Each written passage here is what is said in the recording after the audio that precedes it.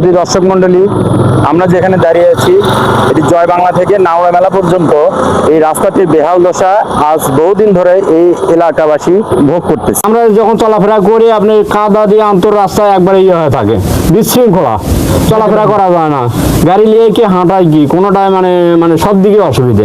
আমার নাম ফারহান জুয়াই। এই রাস্তাটা আমার বন্ধু পড়ে যায়, গাও মেরে গেছিল, সে স্কুলে যেতে পারেনি, তাই জন্য রাস্তা তাড়াতাড়ি ঠিক করে দিতে হবে। তেঁতুলগাছি বাজার, গাবতলী।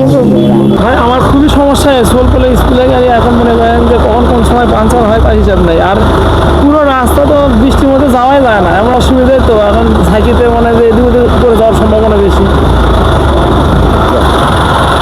পাও নাই, এই রাস্তা পথ চলাফেরা খুব কঠিন হয়ে যায়, মানে গাড়ি উল্টে যায়, ওই গাওটাও কাদো দিয়ে মাঠে যায়।